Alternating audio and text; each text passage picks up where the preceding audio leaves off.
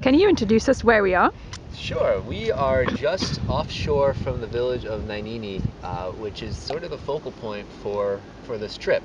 So I did my PhD out here, and in 2008 we went back to the village to present them the findings of the research.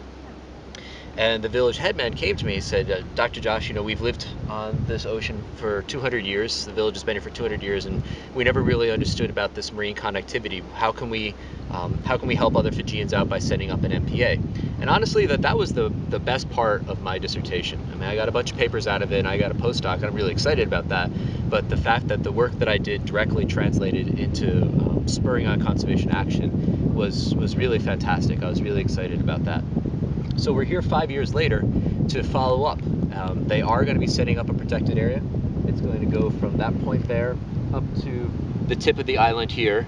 So that part over there is going to be the non-preserve area, and the part that we just sampled is going to be the preserve area. And basically what we want to do is capture a snapshot of what the diversity looks like now before they set up the protected area, so that when they do it at the end of this year or the beginning of next year, we've got a really solid baseline for which we can track over the next 5 to 7 years how that changes species diversity inside and outside the preserve.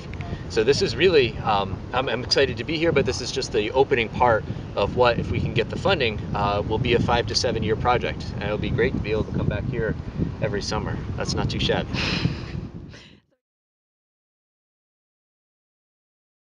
There's a couple of different reasons.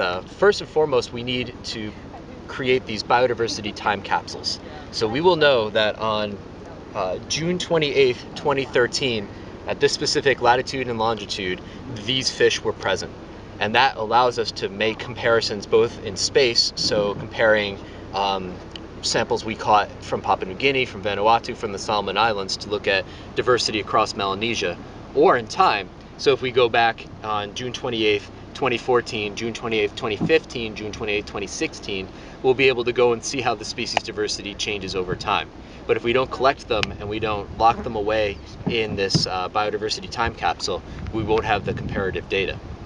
So what we're going to do is take a small bit for DNA work, a bit of the gill that will preserve in ethanol, and the rest of the fish we're going to preserve in formalin and ultimately accession into the American Museum of Natural History, which is an international repository, so that those data will be available to researchers from around the world. Do you have a favourite fish out here?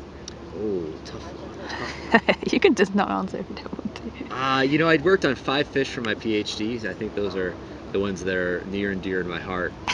Except for Chrysipter talbotide, those bastards are tough to catch. I have a lot of respect for them, but if I never have to catch another one, I think it'll be good. Awesome.